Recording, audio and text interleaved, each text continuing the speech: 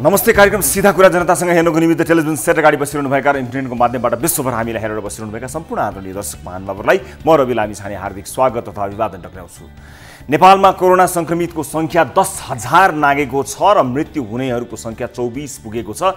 यदि आम जीवनलाई सहज बनाउन सरकारले सानो भए पनि कदम चालेको भए मानिसको ध्यान पुरै कोरोनामा जान्थ्यो र 10,000 संक्रमित पुगेको सुनेर सबले जिब्रो टोक्थे। तर अफसोस सामान्य जीवन धान्न नै कठिन परेपछि अब फुर्सद भएका बेला कतिजनालाई कोरोना लागेछ भनेर छेउकालाई सोध्ने र छेउकाले पनि यसो फोनतिर हेरेर यति पुगेछन् भनेर त्यसरी भन्ने अवस्था आएको छ।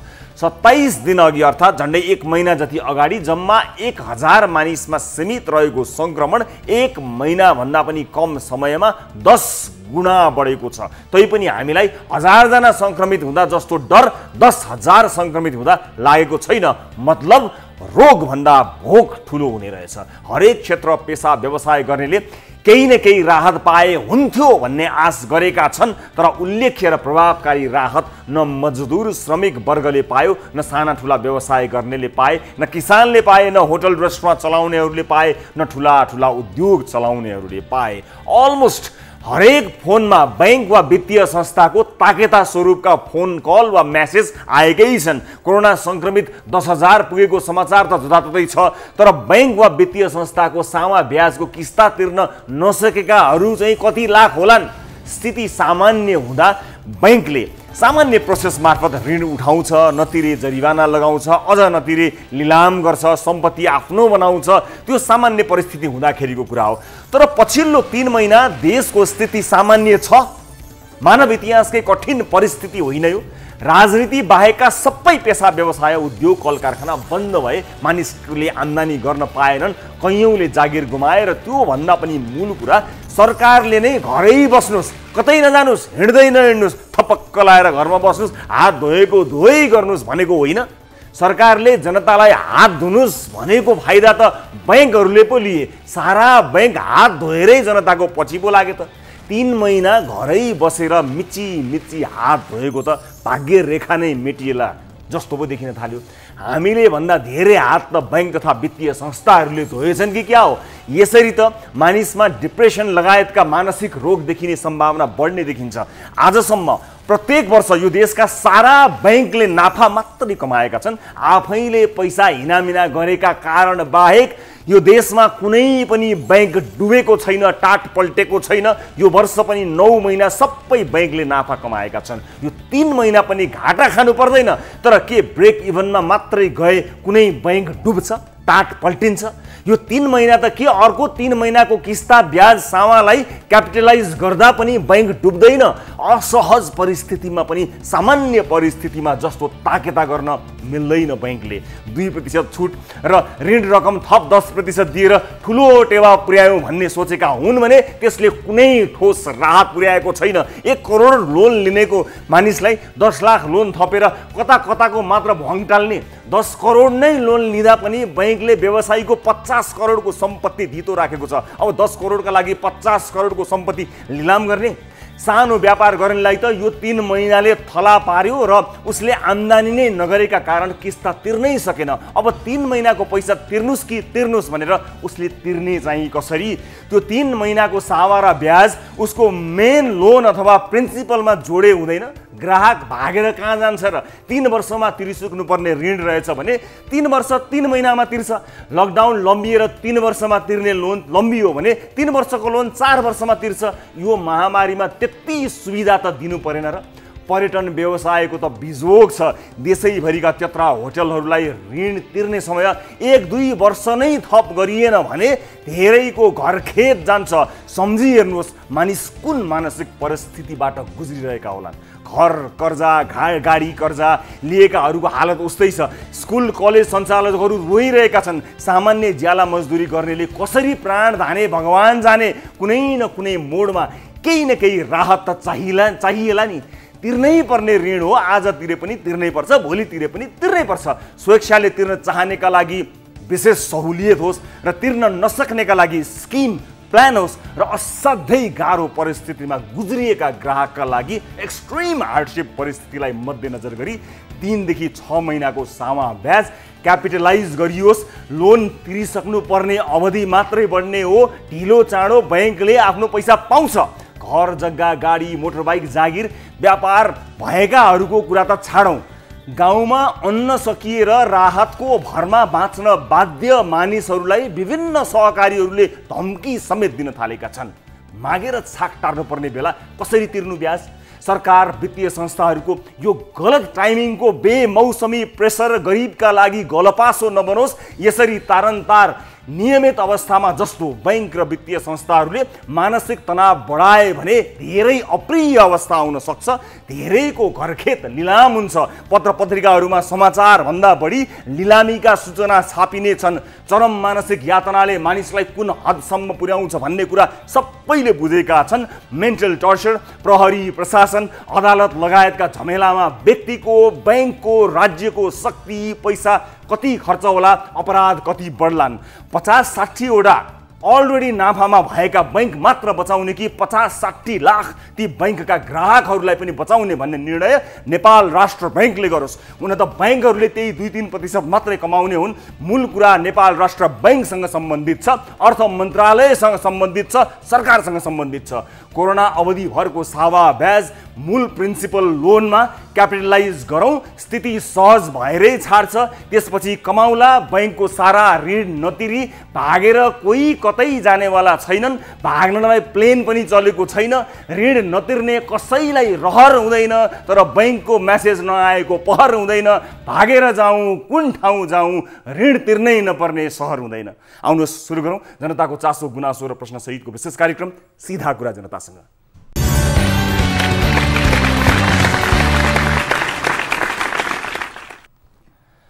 ब्रेकपछि स्वागत छ सम्पूर्ण आदरणीय दर्शक महानुभावलाई कार्यक्रम सीधा कुरा जनतासँग। दर्शक महानुभावहरू, अर्को एउटा विशेष एपिसोडका साथमा उपस्थित छौँ न्युज 24 टेलिभिजनको स्टुडियोबाट लाइभ विविध विषयमा कुराकानी गर्न गइरहेका छौँ। आजको कार्यक्रममा क्वारेन्टाइन स्थलहरूका बारेमा हामीले बारम्बार बताउँदै आइरहेका छौँ र एउटा यस्तो प्रतिनिधि घटना यहाँहरू समक्ष प्रस्तुत गर्न गइरहेका छौँ। एकजना व्यक्तिलाई 50 दिनसम्म क्वारेन्टाइनमा राखिएको छ र टेस्टको रिपोर्ट अझै पनि प्राप्त भएको छैन। परिवारको बिचल्ली भएको छ 50 दिनसम्म, जबकि विश्व स्वास्थ्य सङ्गठनले 14 देखि 20 दिनसम्म राख्नु भनेको छ। तर यो र ऊ बहानामा गइसकेका मानिसलाई पनि फेरि बोलाएर राखिएको छ। 50 दिनसम्म एउटा मानिस बसेको छ। कयौँ क्वारेन्टाइन स्थलहरूमा त अगाडि बसेका र पछि आएका मानिसहरूलाई यसरी मिलाएर राखिएको छ कि त्यहाँ कुनै व्यवस्थापन भन्ने नामको चिजै छैन। त्यसको एउटा विशेष रिपोर्ट हामीले जनकपुरबाट आज प्रस्तुत गर्न लागिरहेका छौँ।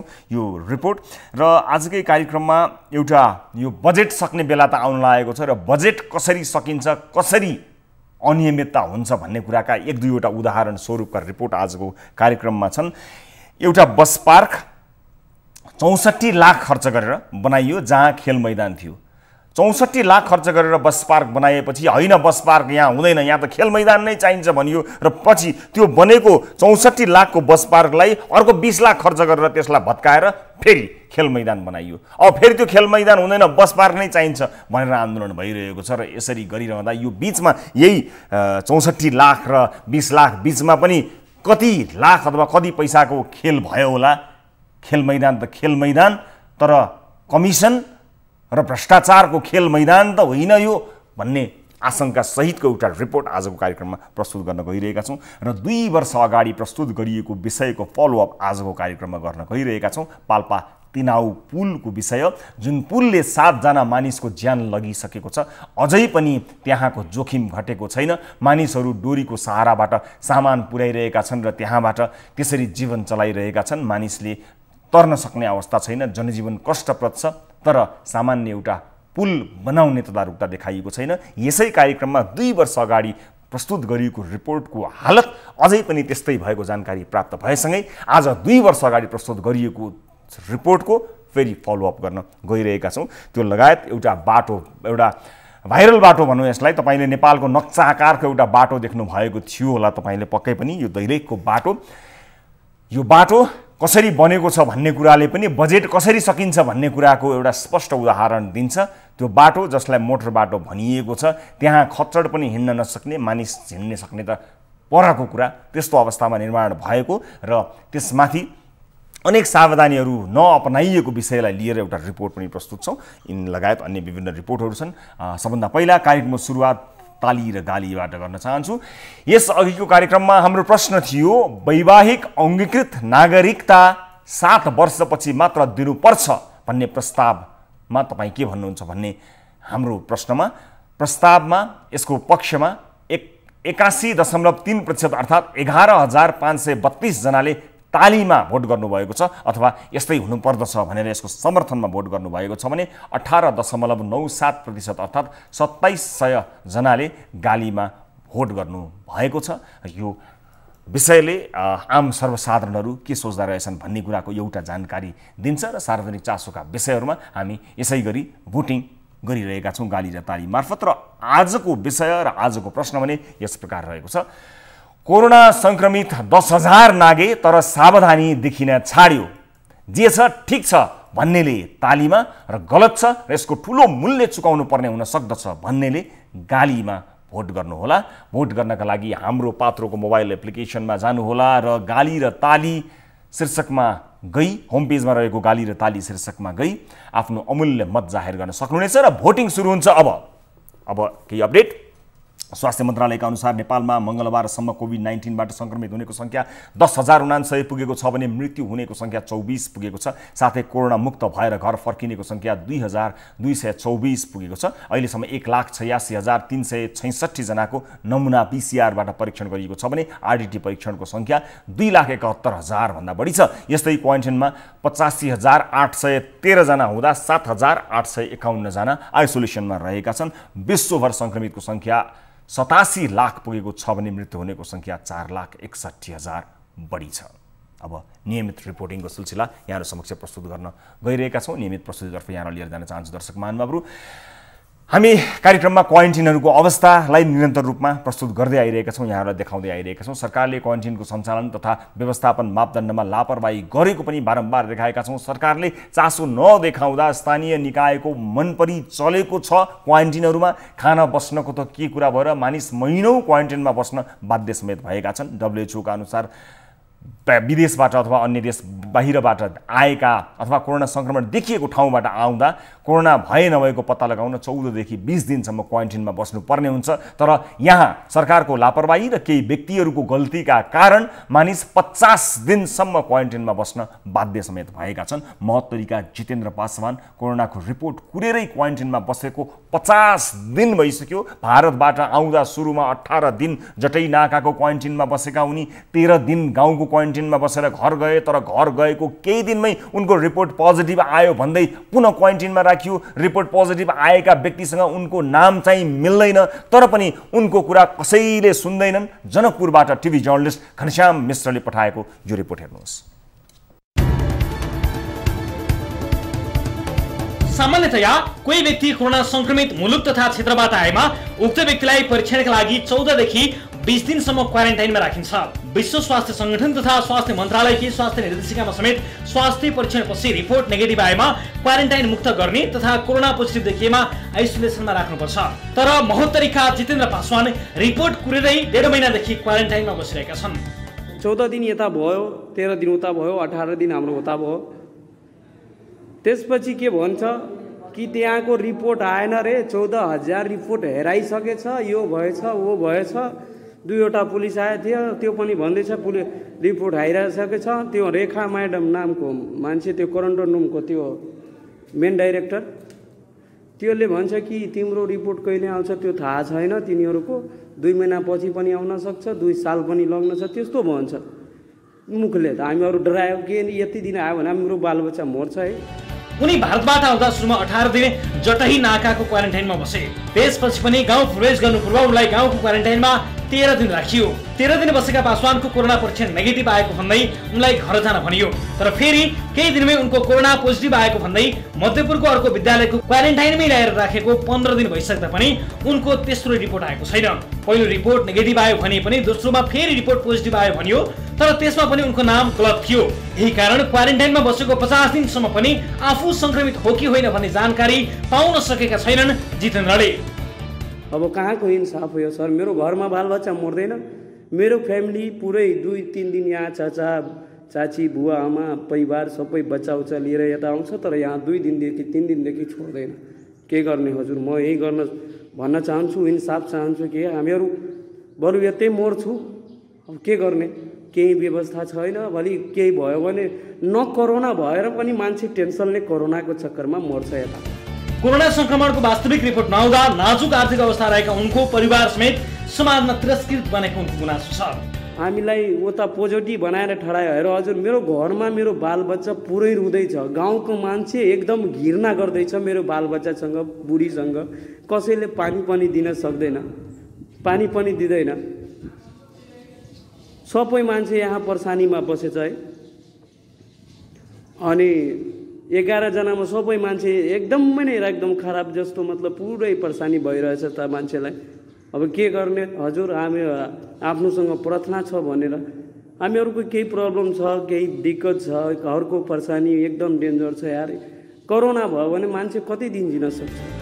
50 दिन क्वारेन्टाइनमा बसेका उनलाई राम्ररी थाहा छ क्वारेन्टाइनमा खाना बस्नको व्यवस्था कस्तो छ भनेर।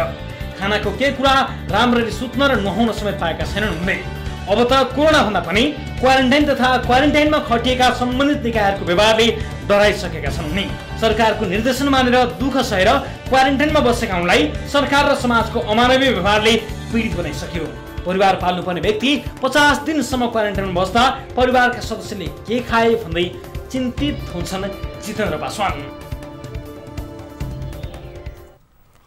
दर्शक महानुभाव, यो पीडा जितेन्द्र पासवानको मात्र होइन, उनी एक प्रतिनिधि पात्र मात्र हुन्। धेरै मानिसहरू अव्यवस्थित क्वारेन्टिनका कारणले विभिन्न किसिमको मानसिक समस्या भोगिरहेका छन्।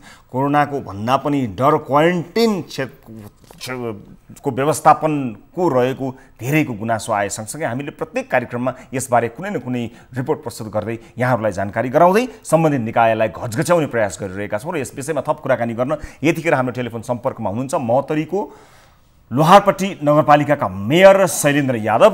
मेयर साहब नमस्कार, स्वागत छ यहाँलाई कार्यक्रममा। नमस्कार, धन्यवाद सर। हजुर मेयर साहब, भर्खरै तपाईँले हेर्न सुन्न पाउनुभयो पाउनुभएन, हामीले जितेन्द्र पासवानजीको एउटा प्रतिनिधि घटना यहाँहरूलाई यहाँ प्रस्तुत गऱ्यौँ। त्यस्ता घटनाहरू धेरै होलान् जो 50 दिनदेखि क्वारेन्टाइनमा रहनु भएको छ। के कस्तो व्यवस्थापन होला यस्तो एउटा मानिस यति लामो समयसँग बस्नुपर्दा उसको परिवारमा के होला कसो होला त्यसबारेमा तपाईँहरूले के सोच्नु भएको छ र त्यहाँको व्यवस्थापन कस्तो छ भन्ने कुराको एउटा सानो उदाहरण यसले दियो। के भन्न चाहनुहुन्छ, तपाईँले कस्तो पाउनु भएको छ, त्यहाँको क्वारेन्टिनको अन्य अवस्था कस्तो छ, एकपटक बताइदिनुहोस् न। यो जितेन्द्रजीले बोल्नुभयो, जितेन्द्र पासवानजीले, मैले प्रष्टसँग सुनिनँ, तर पनि ठिकै छ। अब उहाँको दुःख पीडाको कुरा छन् भने हाम्रो अहिलेसम्म 2/21मा उहाँ आउनु भएको छ हाम्रो क्वारेन्टिनमा।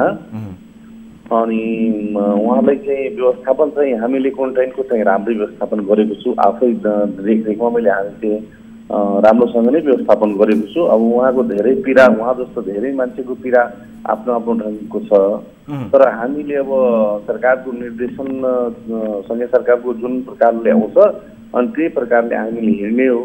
अब हामीले क्वारेन्टाइनमा बसेको जम्मा सङ्ख्या 20 जनालाई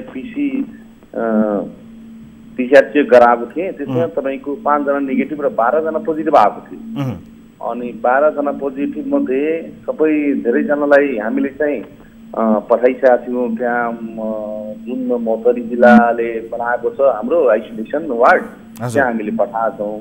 तर बाँकी रहेको 11 जना फेरि हामीसँग यहाँ छँदैछन्। यहाँ सरकारले भन्दैछन् या सिडिओ साहबले हाम्रो उहाँहरूलाई त्यस्तो सिम्टम केही देखिएको छैन भने घर पठाइदिँदा पनि हुन्छ, तर स्थानीय त्यहाँका त्रसित भएर होइन बिना रिपोर्टको तपाईँ कसरी पठाउनुहुन्छ। अब यहाँ हामीले चाहिँ 20 दिन राखेपछि बल्ल उहाँको रिपोर्ट आएछ। अनि रिपोर्ट आएपछि उहाँलाई फेरि छोड्न पनि मिलेन। उहाँहरूलाई भन्छु तपाईँहरू यसो गर्नुहोस्, अब महोत्तरी जिल्लाले जुन व्यवस्थापन गरेको छ तपाईँको आइसोलेसनको, त्यो आइसोलेसन वार्डमा तपाईँहरू भर्ना हुनुहोस्। अनि उहाँहरू मान्नु हुँदैन, उहाँहरूले भन्नुहुन्छ होइन मलाई घर पठाइदिनुहोस्।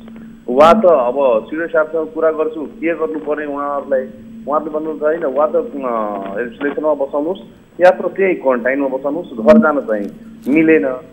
त्यसो कुरा आइरहेको छ। हामीहरू पनि बिचमा अब बडा समस्यामा छु। अब यहाँ समस्या के छ भने नि यो कुरा तपाईले भन्नुभएको समस्या हामी एकदमै अप टु द मार्क एकदमै माथि हाम्रो एकदमै राम्रो व्यवस्थापन छ भन्ने पनि होइन, त्यस्तो अपेक्षा पनि होइन, तर 50-50 दिनसम्म एउटा मान्छे त्यहाँ बसेको छ, घरि त्यही नेगेटिभ हाम्रो क्वारेन्टाइनमा चाहिँ 50 दिनदेखि बसेको छैन हैन। हजुर हैन, तर हजुर ओभरअल एउटा मान्छेको बसाइ त भोलि यहाँबाट सारेर अर्को ठाउँमा लैजालान्, अर्को ठाउँमा लैजालान्, एउटा ओभरअल मान्छेको पीडाको कुरा मैले गर्न खोजेको तपाईलाई। जस्तो अहिले नेगेटिभ आएको पोजिटिभ आएको नाम समेत मिलेको छैन त्यहाँ बस्दाखेरि पनि भनिएको छ, दोस्रोमा फेरि रिपोर्ट पोजिटिभ आयो भनियो तर त्यसमा उनको नामै गलत छ समेत भनिएको छ भनेपछि यसले त मानिसमा झन बढी एउटा मानसिक त्रासको अवस्था आयो। त्यस्तो केही छैन हजुर।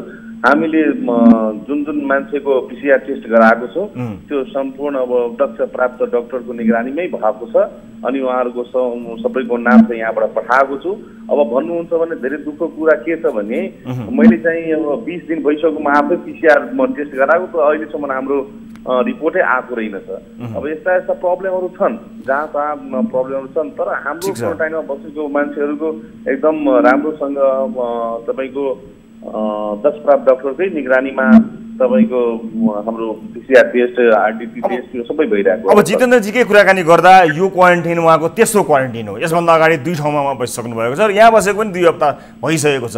यो अवस्थामा नाम समेत मिलेको छैन भन्ने कुरामा उहाँको हकमा के गर्नुहुन्छ एउटा प्रश्न मेरो तपाईलाई पहिला हजुर त्यसबारे बताउनु होला, अनि म एउटा मेरो अन्तिम प्रश्न एउटा छ के गर्ने, कसरी सम्बोधन गर्नुहुन्छ यस्तो किसिमको समस्याहरूलाई? अनि यस्तो किसिमको समस्यालाई अब हामीलाई प्रब्लम एउटै छ, हामी अब सिडिओ साहबसँग समन्वय साकार नगरिकन केही गर्न सकिँदैन।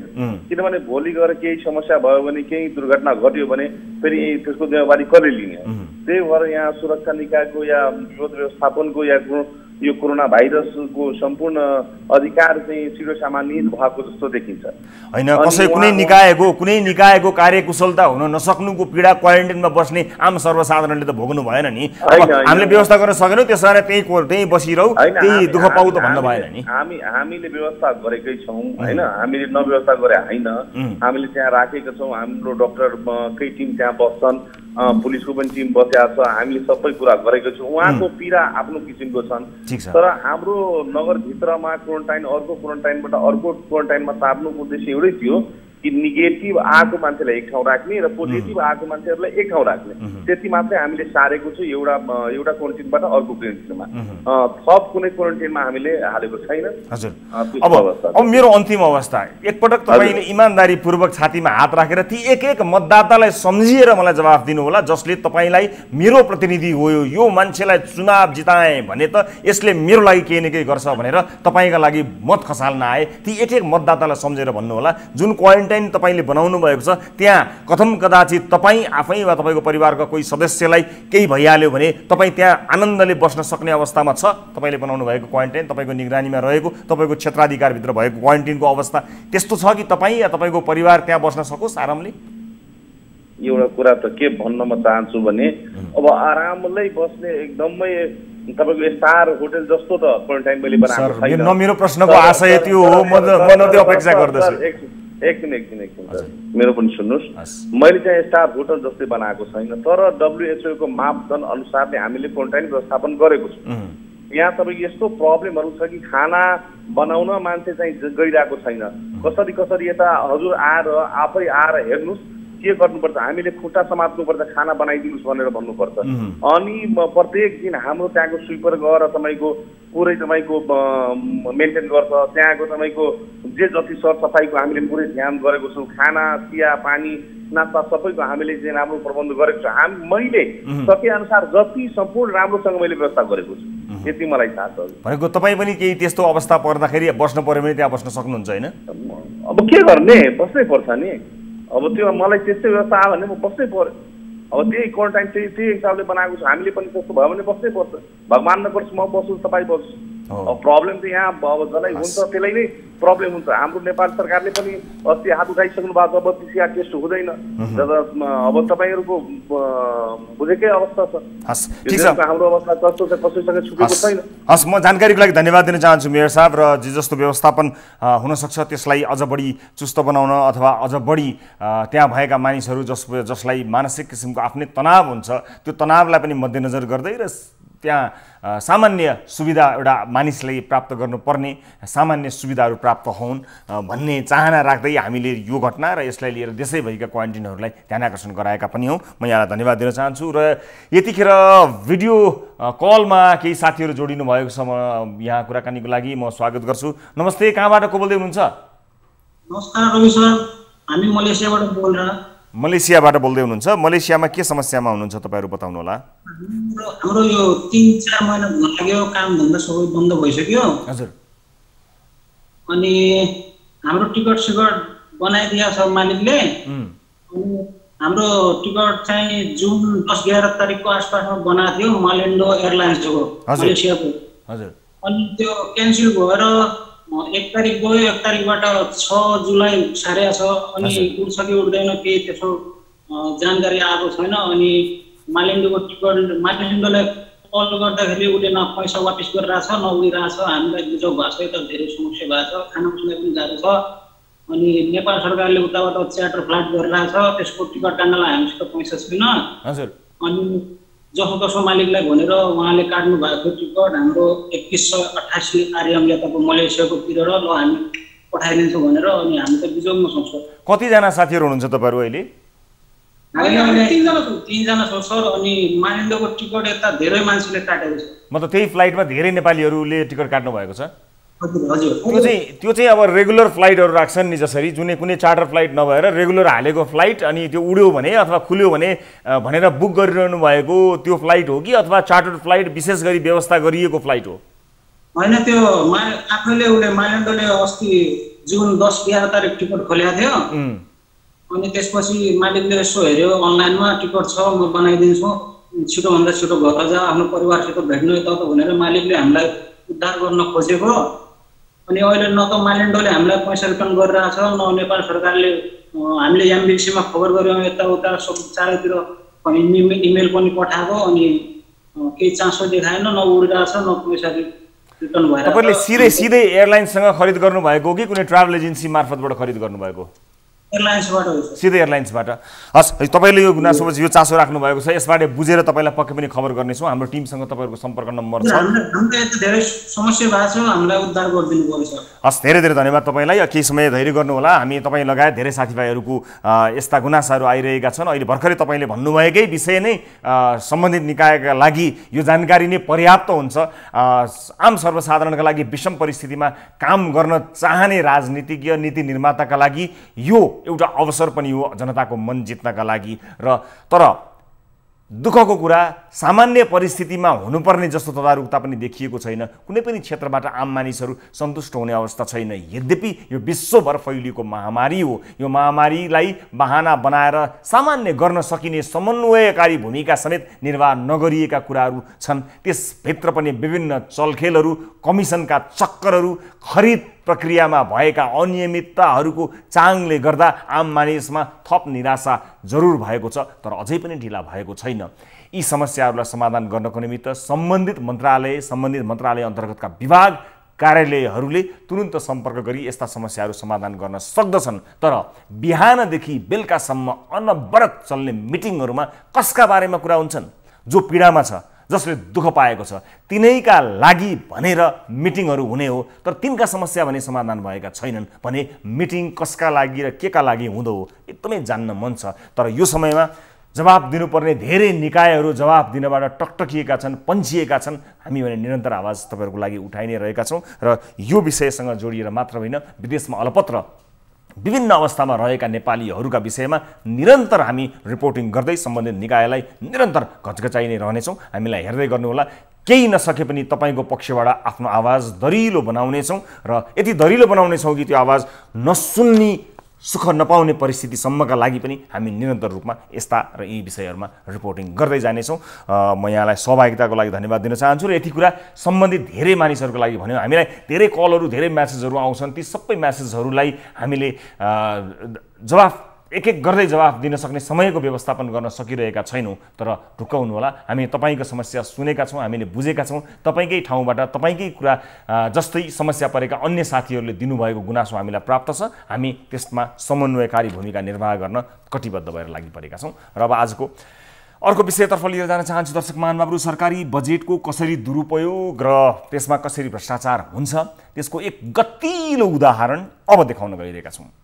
पूर्वाधार विकास तथा सांसद विकास कोषका नाममा खर्च हुने बजेटले कञ्चनपुरको बेलडाँडी गाउँपालिकामा बस पार्क निर्माण गर्यो। तर पछि पुनः अर्को सालको बजेट आउँदा ठुलो रकम खर्चेर त्यही बस पार्कलाई खेल मैदान बनाइयो।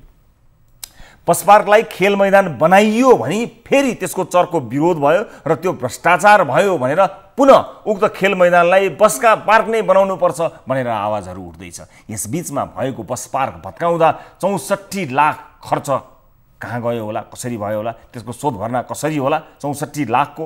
तर फेरि खेल मैदान बनाउँदा 20 लाख खर्च समेत भएको छ। यो बनाउँदा र भत्काउँदा के भयो त्यसको हिसाब कसले हेर्ने? कञ्चनपुरबाट टिभी जर्नलिस्ट शीतल भट्टले पठाएको यो रिपोर्ट हेर्नुहोस्। पूर्वाधार विकास तथा सांसद विकास कोषका नाममा खर्च हुने बजेट दुरुपयोगको एउटा नमुना कञ्चनपुरको बेलडाँडी गाउँपालिकामा देखिएको छ। आर्थिक वर्ष 2073-74 मा योजना पूर्वाधार विकास कार्यक्रम अन्तर्गतको 64 लाख रुपियाँबाट स्थानीयको आवश्यकता भन्दै बस पार्क निर्माण गरियो। तर फेरि आर्थिक वर्ष 2076-77 मा संघीय सांसद विकास कोषबाट विनियोजित 20 लाख रुपियाँले बस पार्क भत्काएर खेल मैदान निर्माण गर्न लाग्यो। खेलकुद मैदान बनाउने सम्बन्धमा संघीय सांसद विकास कोषबाट 20 लाख प्राप्त भयो। त्यसलाई त्यो गर्दाखेरि 54 मा यदि पछाडिपट्टि खेलकुद बनाउन ठाउँ नपुग्ने जस्तो भएर त्यहाँ धेरैजनाले माग गरेको भनेर वडा अध्यक्षज्यूले यहाँ प्रस्ताव राख्नुभयो र त्यसलाई फेरि खेलकुद मैदान हाम्रो पुरानो बस पार्कलाई खेलकुद मैदान बनाउन भनेर तिनीहरूले निर्णय गरे। त्यही अनुरूप त्यो टेन्डर भयो। स्थानीयहरूले आयोजनामै भ्रष्टाचार भएकाले बनाउने र भत्काउने खेल चलेको आरोप लगाइरहेका छन्। 64 लाख खर्चिएर वर्ष दिन अघि मात्रै निर्माण सम्पन्न भएको बस पार्कमा डोजर चलाइयो। खेलकुदका लागि अन्यत्र जग्गा नपुगेको भन्दै बस पार्क भत्काएर सम्याउन लाग्यो। अनियमितता ढाकछोप गर्न स्थानीय जनप्रतिनिधि तथा कर्मचारीले स्थानीयको माग अनुसार भने पनि स्थानीयहरूलाई बस पार्क भत्काउने निर्णय गरेर खेल मैदान बनाउन लागेको कुरा डोजर चलेपछि मात्रै जानकारी भयो। परम्परागत रूपमा हुने योजना भन्दा पनि नयाँ नयाँ किसिमका योजनाहरू आउने र त्यो वडा अध्यक्ष र इन्जिनियर प्राविधिकहरूले चाहिँ आफै छनौट गरेको छ। यो दुःखद कुरा छ। यसलाई चाहिँ हामी खबरदारी गरेका छौँ र अझ पनि यसलाई हुन नदिन चाहिँ हामी अगाडि बढ्छौँ। यसलाई बस पार्कबाट चाहिँ खेल मैदानका नाममा विभिन्न रूप लिएर विभिन्न बहानाबाजी गरेर यो बस पार्कलाई यो ठाउँबाट अर्को ठाउँमा जान कुनै पनि हालतमा हामी दिने छैनौँ र पैसा खाने यहाँको चाहिँ यो गिट्टी ग्राइबिल बेचेर चाहिँ आर्थिक रूपमा सम्पन्न हुने कुनै कसैको गलत दृष्टि हो भने गलत सोचाइ हो भने त्यसको पनि हामी युवाहरूले मुतोड जवाब दिनेछौँ। भएको एउटा संरचनालाई भत्काएर त्यसलाई तोडफोड गरेर र जो अर्को शीर्षकमा फेरि अर्को शीर्षकमा यो पैसा खाने बाटो छ जो यिनीहरूले गरेका छन् यसको हामी घोर विरोध गर्दछौँ। अझ अचम्मको कुरा त के छ भने स्थानीयले विरोध गरेपछि फेरि खेल मैदान निर्माणको काम पनि रोकिएको छ। बेलडाँडी गाउँपालिकाका अध्यक्ष धनबहादुर थापा छेत्रीका अनुसार अब फेरि सो स्थानमा बस पार्क निर्माण गरिनेछ। कहिले केही कुरा गर्ने कहिले केही कुरा गर्ने त्यो कुरा मैले बुझेको पनि छैन। तपाईँहरूको कुरा मलाई थाहा पनि छैन। त्यो भएको हुनाले अब चाहिँ तपाईँ यो समाजलाई जे चाहिन्छ त्यसैलाई चाहिँ त्यही जो समाजले चाहेको जो छ त्यही कार्यक्रमलाई अगाडि बढाउने हो भनेर मैले त्यही भनिदिए हो। त्यति मात्रै हो। खेल मैदान निर्माणका लागि विनियोजित बजेट समेत भत्काएर सम्याउने काममा खर्च भइसकेको छ। उता बस पार्कका लागि बनेको संरचना भत्किसकेका छन्। अब पुनः बस पार्क निर्माणका लागि राज्यले बजेट विनियोजन गर्नुपर्ने देखिन्छ। जनप्रतिनिधि र कर्मचारीको अदूरदर्शिता तथा गलत नियतका कारण राज्यको 1 करोड रुपियाँ बजेट जान बालुवामा पानी खनाए जस्तै भएको छ।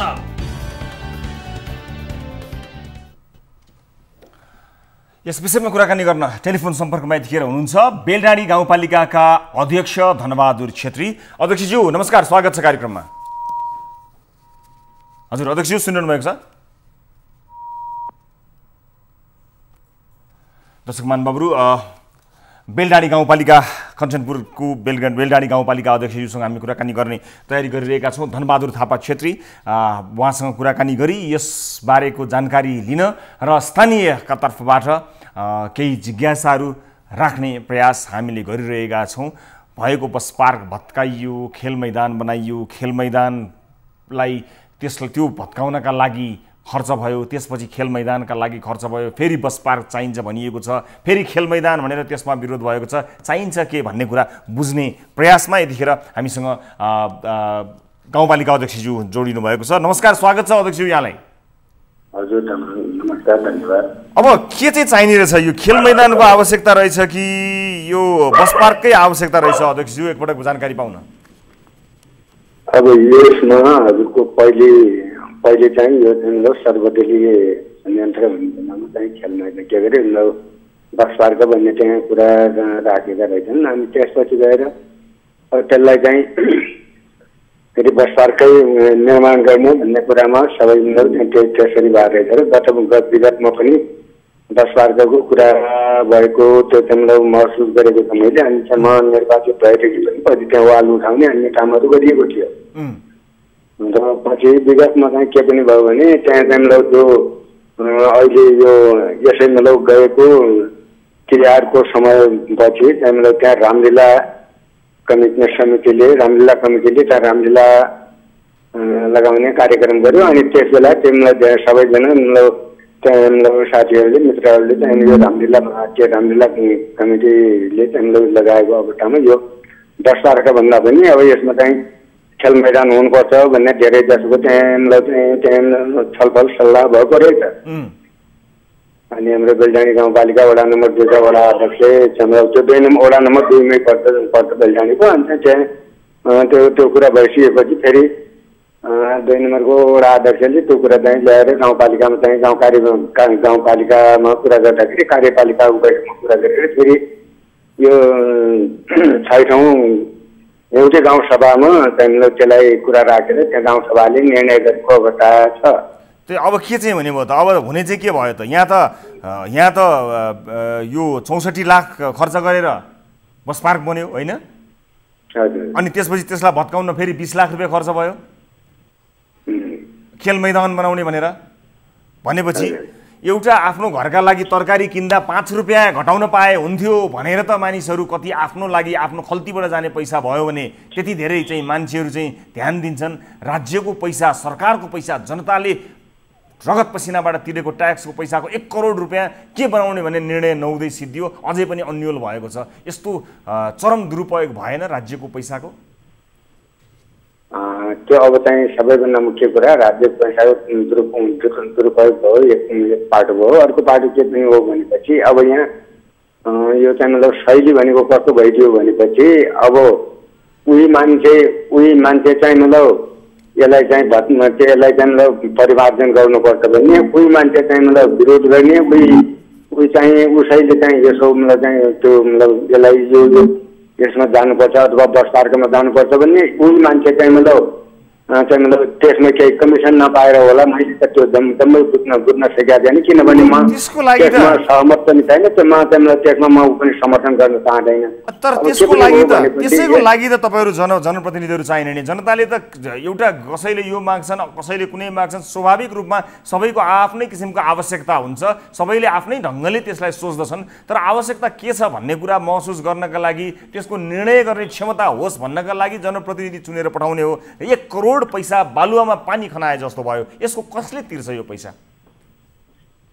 अब त्यसमा त खासै गरी भन्ने हो भने अब चाहिँ बनाउने र भत्काउने भन्नु भन्दा पनि यसमा त के पनि हो भने अब जसरी पहिला चाहिँ बस पार्क भन्ने टाइममा बस पार्क भनेर त्यो अवस्था आयो। फेरि हामीले चाहिँ वाल उठाउने अन्य कामहरू पनि गऱ्यौँ। हामी आइसकेपछि पनि पछि गएर अब तिनी मान्छेहरूले मैले अघि भने जस्तै अब तिनी मान्छेहरूले त्यहाँ सल्लाह गरेर यो बस पार्क भन्नुभन्दा पनि यो मतलब यसलाई खेल मैदान, बेलडाँडीमा खेल मैदान कम छ, खेल मैदान बनाऊ भन्ने चाहिँ उ गरिसकेपछि पछि गएर त्यहाँ मतलब के पनि भइदिएको रहेछ भने अस्ति नै भर्खरैको कुरा अब त्यहाँलाई त्यो बस पार्क निर्माण गर्ने भन्ने उसमा चाहिँ त्यहाँ राखेको ग्राइबिल अब गिट्टीहरू त्यहाँ उठाएर थोपारेर चाहिँ त्यो गरिएछ।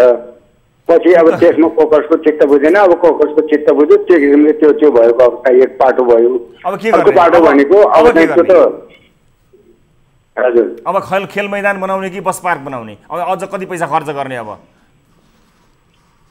पैसा खर्च गर्ने भन्नु भन्दा पनि अब त्यसमा त हजुरको हुन त अब त्यहाँ पैसा खर्च गर्नु नगर्नु भनेको पैसा खर्च गर्ने भनेको जो बस पार्क बनाए पनि पैसा खर्च हुने हो, खेल मैदान बनाए पनि पैसा खर्च हुने हो। त्यो एकै बाटो हो। भएको संरचना भत्काइहाल्नु भयो। खैर त्यही जवाफभित्र अल्मलिनु भयो। तर जे होस् याद गर्नु होला, कृपया जनताको पैसा हो त्यो। यसरी मनलाग्दी किसिमले खर्च गरिदिँदाखेरि मान्छेले दुःख गरेर तिरेको, काम गरेर तिरेको ट्याक्सको पैसा हो। त्यसकारणले आफ्नो घरको पैसा भन्दा पनि जनताको पैसाको माया होस्, यही हामी चाहन्छौँ। किनभने तपाईँले दिनुभएको जवाफमा मैले खास ठोस चिज केही प्राप्त गर्न सकिनँ। हिजो जे भयो त्यसमा अब के गर्न सकिएला रे, अब जे हुँदैछ त्यसमा विशेष ध्यान दिइयोस्, यति नै मात्र म भन्न चाहन्छु। यति नै अब त्यसमा हुने भनेको तपाईँको अब जुन किसिम जो चाहिँ जनताको चाहना हुन्छ त्यही किसिमको त्यहाँनिर त्यो संरचना तयार हुन्छ। हस्, धेरै धेरै धन्यवाद यहाँलाई समय र जानकारीका लागि। र दर्शक महानुभावहरू, यसरी नै आम नागरिकको पैसामा निगरानी गर्न अत्यन्त जरुरी हुन्छ र स्थानीय र सरकारवालाहरूको गम्भीर ध्यान आकर्षण यसमा गराउन गइरहेका छौँ। अझै पनि विवादहरू कायमै रहला। एउटा पक्ष रहन्छ जो खेल मैदान चाहन्छ र अर्को पक्ष रहन्छ जो बस पार्क चाहन्छ। तर वास्तविक आवश्यकता के हो भन्ने कुरा जानकारी लिएर र अवसंरचना निर्माण हुँदा राज्यको पैसा यसरी खर्च नहोस् भन्ने कुरामा सचेत हुन जरुरी छ। सबैजना जिम्मेवार हुन जरुरी छ। यतिखेर भिडियो कलमा हामीसँग आफ्नो गुनासोका लागि कोही दर्शक जोडिनु भएको छ। म स्वागत गर्छु। नमस्ते, कहाँबाट को बोल्दै हुनुहुन्छ तपाईँ? नमस्ते सर, म सुनिता तिवारी सिन्हा भण्डारी। हजुर सुनिताजी, केका लागि हामीलाई सम्झिनु भयो, बताउनु होला। सर, म चाहिँ मेरो बाबा अहिले हराउनु भएको चाहिँ 26-27 वर्ष भयो। हजुर। म चाहिँ उहाँको खोजीमा छु सर। अब खासै भनौँ भने हुन त सर अहिले यो अवस्थामा मैले खोजी गर्नु अब अलिकति आफूलाई पनि असहज जस्तो लागिरहेको थियो। तैपनि यो कोरोनाको कारणले चाहिँ हराएको मान्छे पनि धेरै मान्छेहरू नेपाल फर्किराख्नु भएको भएर चाहिँ मैले पनि सानो आशा बोकेर नफर्किनुहुन्छ कि भन्ने एउटा सानो आशा लिएर आएको सर। हजुर कहाँ पछिल्लो समय कहाँ जानुभएको थियो, कहाँबाट हराउनु भएको तपाईँको बाबा? सर मेरो माइती नुवाकोट जिल्ला रातमाटी गाविस वडा नम्बर 7, अहिले चाहिँ बेलकोटगढी नगरपालिका धनसार हो। हजुर। मेरो बाबा कामको सिलसिलामा अहिले 26 वर्ष पुरा भएर 27 वर्ष लाग्यो। जेठको 19 गते इन्डियाका गाउँकै एकजना ठुलबुवा पर्नेसँग कामको सिलसिलामा इन्डिया जानुभएको रे। म 2 वर्षको थिएँ, मलाई केही पनि थाहा छैन सर होइन। अनि उहाँ चाहिँ अहिले आजसम्म चिठी पत्र केही पनि थाहा छैन, मरेको बाँचेको केही पनि थाहा छैन। हजुर। अनि उहाँको तस्बिर एकचोटि देखाउनु होला। भएको 25-26 वर्ष भइसक्यो उहाँ जानुभएको, उहाँ हराउनु भएको। हजुर, अहिले 26 वर्ष पुरा भएर 27 वर्ष लाग्यो सर होइन। अलिकति क्यामेराको नजिक फोटो देखाउँदै कुरा गर्नु होला। फोटो अलिकति क्यामेराको नजिक राख्नु होला, तपाईँको फेसमा राख्नु होला। अझ नजिक राख्नुहोस्, नहल्लाइकन अलिक नजिक ल्याउनु होला होइन सर। अहिले यो फोटो चाहिँ मसँग जस्तो यति मात्र छ। मैले फेसबुकमा चाहिँ एउटा त्यसलाई नहल्लाइकन एकछिन नहल्लाइकन राख्नुहोस्। हाम्रो दर्शकहरूले यसको स्क्रिनसट लिनुहुन्छ र उहाँलाई खोजी गर्नमा नहलाउनु होला, खोजी गर्नमा मद्दत गर्नुहुनेछ। यो चाहिँ 26-27 वर्ष अगाडिको फोटो। हजुर। तपाईँको बुवा र सानो चाहिँ तपाईँलाई बोक्नु भएको हो? होइन सर, यो त मेरो ठुलबुवाको छोरी हो। मलाई त थाहै छैन सर। बाबाले म 2 वर्षको थिएँ, मेरो बहिनी 18 महिनाको थियो। हामी 2 जना छोरी हो, मम्मी मात्र हुनुहुन्छ गाउँमा एक्लै। उहाँको नाम धेरै धेरै युवा अवस्थामा हुनुहुँदो रहेछ। अब अनुहारको आकृति कति परिवर्तन भयो होला यो बिचमा, खोज्न कति सजिलो हुन्छ गाह्रो हुन्छ म भन्न सक्दिनँ। उहाँको नाम बताउनुहोस् न। नाम गोविन्द बहादुर भण्डारी, उमेर अहिले 57 वर्षको हुनुभएछ सर। गोविन्द बहादुर भण्डारी, उहाँ 57 वर्षको हुनुभयो। तपाईँको अनुसार उहाँ भारतमा हुनुहुन्थ्यो, भारततिर जानुभएको, भारतबाट हराउनु भएको भन्ने तपाईँहरूको अनुमान हो होइन?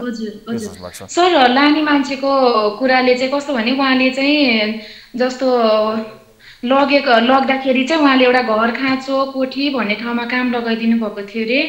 अनि अब कस्तो भने सर उहाँले चाहिँ त्यस्तो भन्नुभयो, त्यो घर भने घरमा काम गर्ने हो कि अथवा कोठी त 2 थरीको हुन्छ भने सुनेको थिएँ सर। अब हामीलाई त थाहा छैन होइन। हजुर। उहाँ जसले लैजानुभयो उहाँको नाम के हो? लिएर जाने मान्छेको कृष्ण नेउपाने, उहाँ गाउँमै हुनुहुन्छ सर। कृष्ण नेउपानेजी गाउँमै हुनुहुन्छ। कृष्ण नेउपानेजीलाई थाहा छैन उहाँको बारेमा अहिले के भन्नु? अनि उहाँलाई सोध्यो भने के भन्नुहुन्छ भने मैले पहिला लगेर राखिदिएको ठाउँबाट चाहिँ त्यो कोठी घर खाँचो भनेरमा मैले काम लगाइदिएको थिएँ, त्यहाँबाट चाहिँ उहाँ चाहिँ 2 महिनामा नेपाल फर्किनु भएछ। त्यसपछिबाट फेरि 2 वर्षमा चाहिँ इन्डिया फर्केर जाँदा त्यो जुन काम लगाइदिएको ठाउँमा जाँदा चाहिँ त्यहाँको साउले भागेर गयो भन्नुभएको रहेछ। अनि उहाँले फेरि अनि त्यहाँ अब खोज्नु पर्यो भन्ने सिलसिलामा चाहिँ इन्डियाको बरौडी के भनिन्छ बरौडी त्यस्तो के भन्ने मुम्बईको त्यो ठाउँमा भेट्नुभयो रे भन्नुभयो। त्यसपछिबाट मेरो बाबाले के भन्नुभएको थियो अरे भनेदेखि म पनि घर जान्छु दाइ मलाई टिकट काटिदिनु होला भन्नुभएको थियो अरे। यसमा त्यतिखेर भएको कुराकानीको त त्यति सन्दर्भ नमिल्ला, तर जे होस् यो तस्बिर दर्शकहरूले हेर्नुभएको छ, यसको स्क्रिनसट लिनुहुनेछ। गोविन्द बहादुर भण्डारीजी उहाँ हराउनु भएको धेरै लामो समय भएको छ। परिवारलाई जति लामो समय भए पनि एउटा आशा हुन्छ आफ्नो परिवारको सदस्य हराएको मानिसलाई कुनै न कुनै दिन त कुनै न कुनै माध्यमबाट आफ्नो हराएको मानिस परिवारको सदस्य फर्केर घर आइपुग्ला भन्ने आशा रहन्छ। परिवारका सदस्यहरूलाई त्यो आशा रहनु स्वाभाविक हो। त्यसकारणले यस कार्यक्रम मार्फत यसरी तस्बिर देखाएर वर्षौँदेखि हराएका मानिसहरूको पुनर्मिलन भएका धेरै थुप्रै उदाहरण भएको परिप्रेक्ष्यमा भर्खरै सुनिताजीले आफ्नो बुबाको बारेमा खोजी गर्नुभयो। थाहा पाउनुहुने दर्शक महानुभावहरूले सम्पर्क गराइदिनु होला र यदि कुनै माध्यमबाट गोविन्दजी भारतमै बसेर कुनै पनि परिस्थितिले बसिरहनु भएको छ र हामीलाई हेर्नु भएको छ भने परिवारको सम्पर्कमा आउनुहोला भन्न चाहन्छौँ। र यतिखेर बेला भएको छ एउटा ब्रेकपछि अन्य विभिन्न प्रस्तुतिहरू सहित प्रस्तुत हुन्छौँ। न्युज 24 टेलिभिजनमा हेरिरहनु भएको छ कार्यक्रम सीधा कुरा जनतासँग।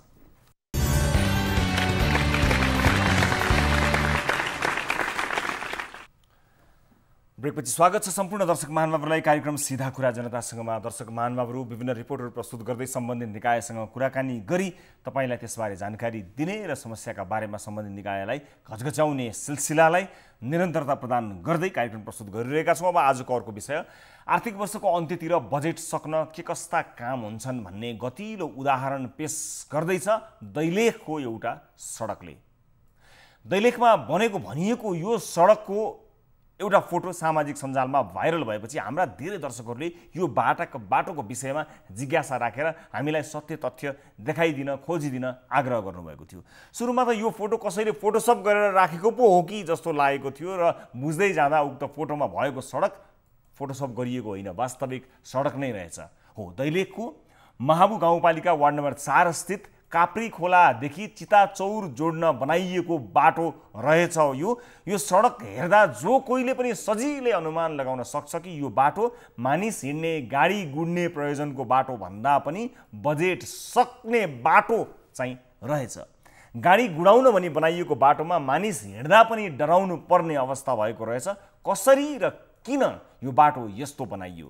दैलेखबाट टिभी जर्नलिस्ट यमराज कटुवालले पठाएको यो रिपोर्ट हेर्नुहोस्। यो सडकको दृश्य हेर्नुहोस्।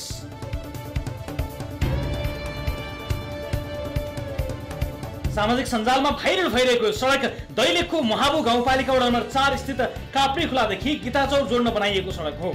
यो सडक बनाउन चालु आर्थिक वर्षको अन्तिममा 13,50,000 रुपियाँ विनियोजन गरिएको थियो। उपभोक्ता समिति मार्फत निर्माण गरिएको सडकमा सवारी साधन त के पशु चौपाई तथा मानिस नै सहज रूपमा हिँड्न मुस्किल पर्छ।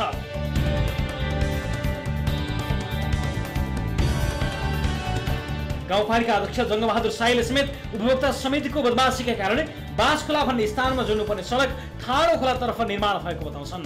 यो सडक निर्माणका लागि गाउँपालिकाले उपभोक्ता समितिलाई 4 लाख रुपियाँ पेस्की दिएको थियो। सामाजिक सञ्जालमा सडकको फोटो भाइरल भएपछि भने बाँकी भुक्तानी रोकिएको छ। दैलेख सहित पहाडी जिल्लामा उपभोक्ता समिति मार्फत निर्माण हुने अधिकांश सडकको अवस्था यस्तै छ। डोजर चालक तथा स्थानीयले प्राविधिक बनेर जमिन खन्दा न सडक बनेका छन् न जमिन सुरक्षित भएको छ। यसरी सडक खनिएका ठाउँमा बर्खा लागेसँगै पहिरोको उच्च जोखिम बढिरहेको छ।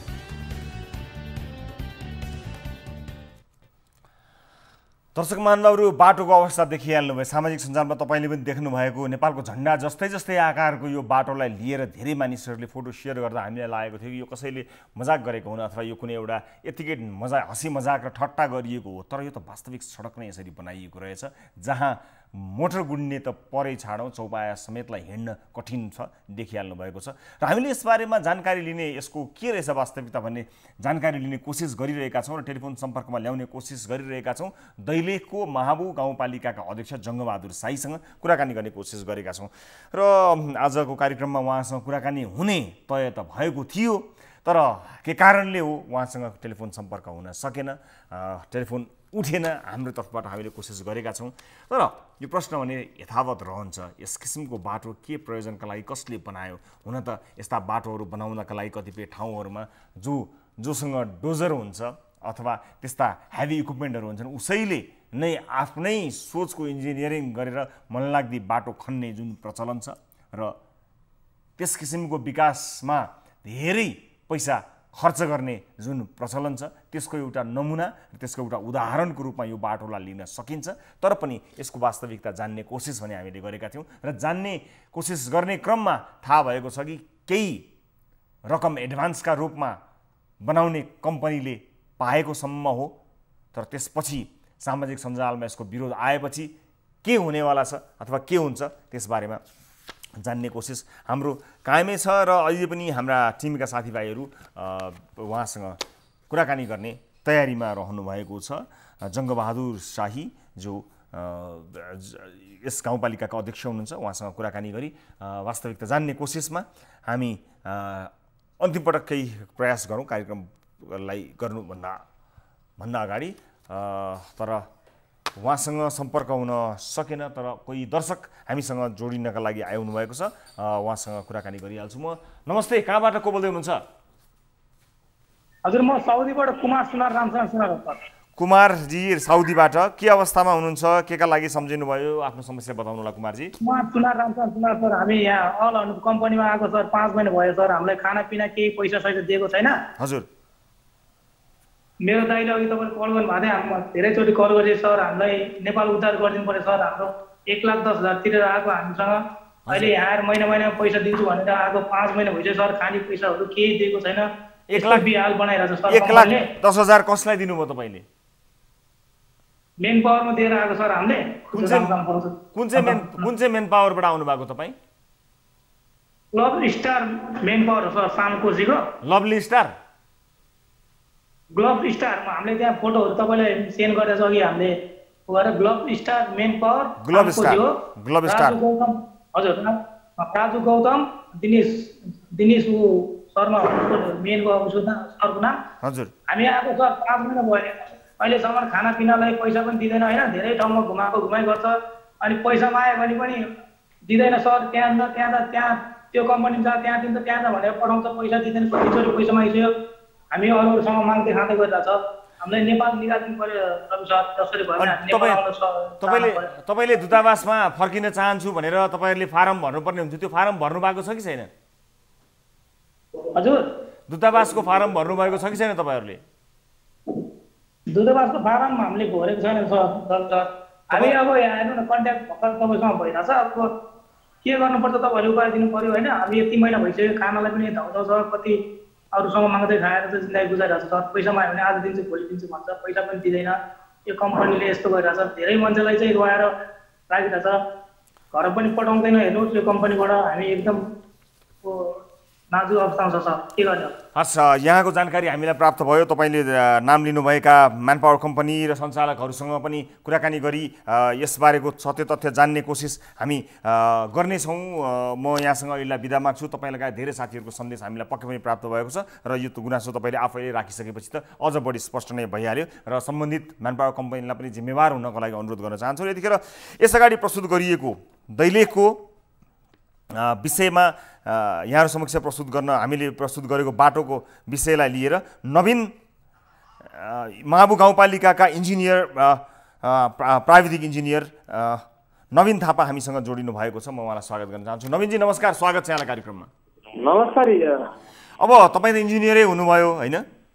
हजुर। अनि यो बाटोको इन्जिनियरिङमा अरू कसैको हात हो कि तपाईँ आफैले हेर्नुभएको हो कि तपाईँले यसलाई स्वीकृति दिनुभएको हो कि के हो सर?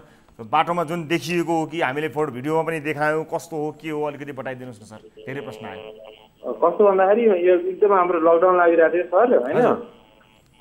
लकडाउन हामी घरै थियौँ। उहाँलाई हामीले एउटा काभ्रेखोला बाँसखोला गिताचोर भन्ने एउटा सडक थियो, 13,50,000को सडक थियो सर होइन। हजुर, त्यही सडकमा हामीले के बनाएको थियौँ, यो बाटोबाट हजुरहरूले बाँसखोलादेखि यो काभ्रेखोलादेखि गिताचोर यो झर्ने एकदम ठिक छैन सर।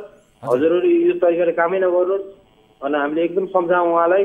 उहाँलाई हामीले तल गिताचौर झार्न एकदम त्यो कुनै तरिकाले प्राविधिक तरिकाले सही छैन, हजुरहरू यो काम नगरोस् भनेर हामीले सम्झाएको सर। हजुर उहाँले के गर्नुभयो, जबरजस्ती हाम्रो इस्टिमेट बास्कला पुर्याउने इस्टिमेटलाई उहाँहरूले जबरजस्ती उपभोक्ता समितिले उहाँहरूले जबरजस्ती तल झार्न प्रयास गर्नुभयो। हजुर हामी लकडाउनमा एकदम लकडाउनको अवस्थामा हामी घरै बस्नुपर्छ भनेर मैले घरबाट पनि उहाँलाई सचेतना जनाइरहेको छु कि यो बाटो जसरी पनि नलग्नुहोस् भनेर उहाँलाई एकदम मैले सचेतना जनाइरहेको छु।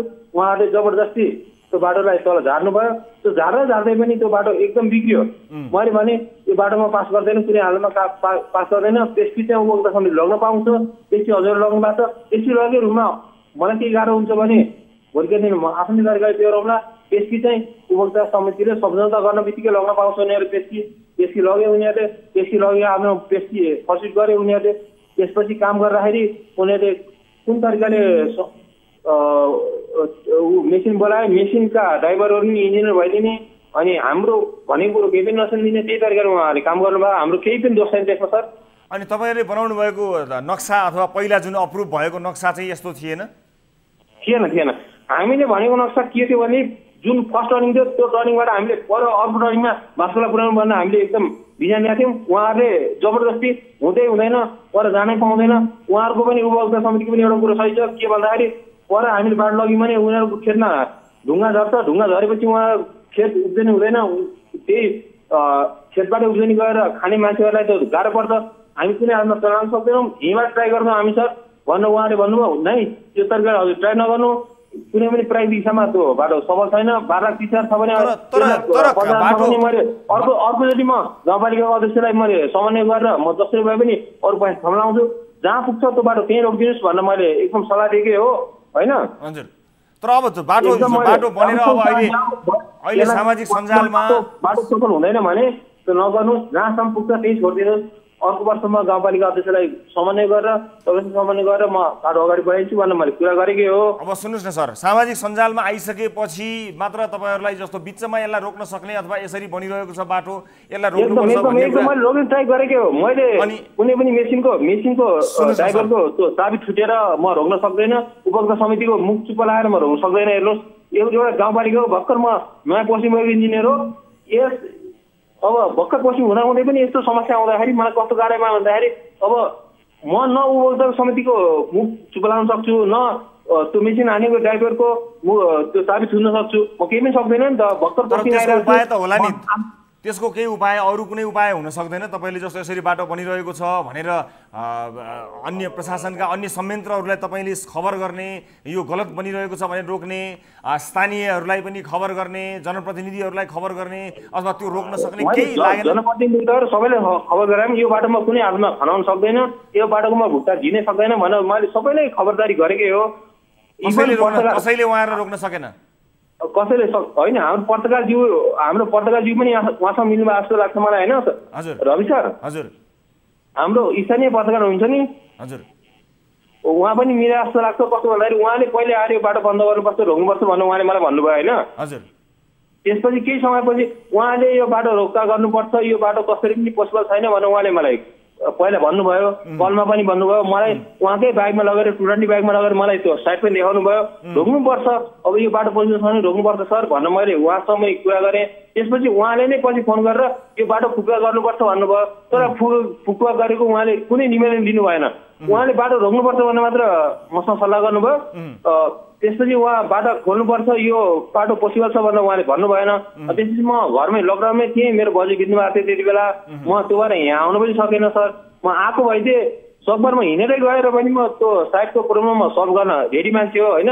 एउटा भर्खर नयाँ पोस्टिङ भएको, एउटा मैले अहिलेसम्म काम नगरेको फ्रेस एकदम पढेर फर्स्ट टाइम पढेर आएर यहाँ लोकसेवा नाम निकालेपछि म पोस्टिङ भएर आएर यहाँ काम गरेको मान्छे हो। उहाँले त्यो केही पनि भन्नु भएन। एउटा पत्रकारज्यूले नै उहाँले पहिला बाटो रोक्नुभयो, त्यसपछि उहाँले फुक्का गर्नुभयो, काम गर्नुपर्छ यो भनेको तपाईँको विचारमा स्थानीय पत्रकारको पनि मिल्ने महत्त्व छ। अरू तपाईँले जसलाई खबर गर्नुभयो उहाँहरूले रोक्नु भएन, चाहेको भए रोक्न सक्नुहुन्थ्यो। तपाईँले जसलाई खबर गर्नु भए तापनि तपाईँले जानकारी गराउँदै पनि तपाईँले गराउँदै पनि कसैले पनि रोक्न सकेन र यो बाटो यसरी बन्यो। तर त्यो बाटो एकदम सर म एउटा कुरा भन्न चाहन्छु राष्ट्रमा, कस्तो भन्दाखेरि त्यो बाटो जुन खनियो नि त्यो बाटोमा अलिकति 2-4 लाख रुपियाँ मलाई गाउँपालिका दिन्छ भने सर म त्यो बाटोलाई एकदम गाडी गुड्ने बाइक गुड्ने र एकदम अन्य अरू साधनहरू पनि गुड्ने तरिकाको बाटो बनाइदिन सक्छु सर म। तर कस्तो भन्दाखेरि एकदम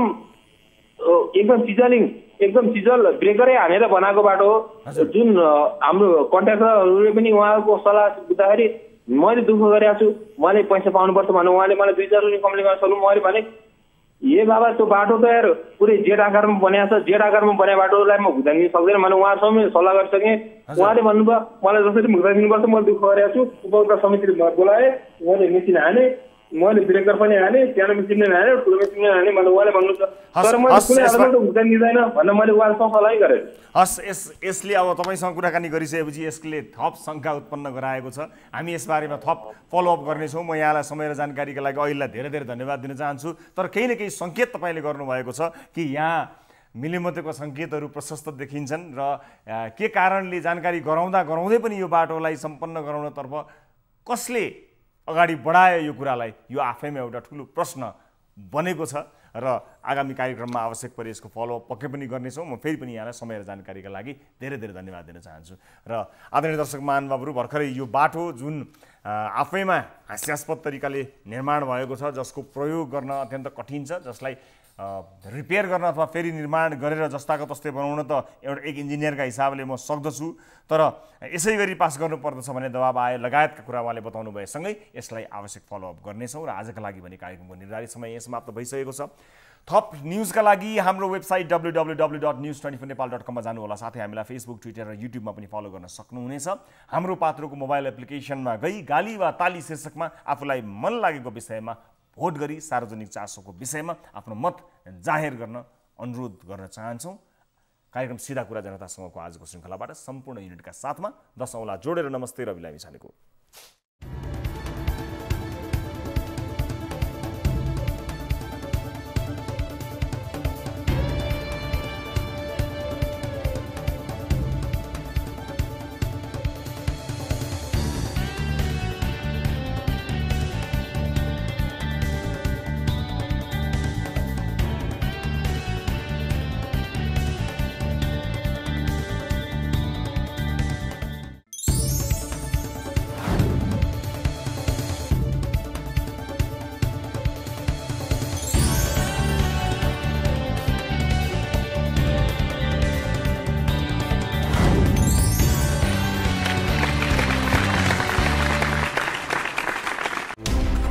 कोरोनाले सिर्जना गरेको सङ्कटमा पल पलका न्युज अपडेट र हर क्षेत्रको कभरेजका लागि न्युज 24 नेपाल युट्युब च्यानललाई सब्स्क्राइब गर्नुहोला।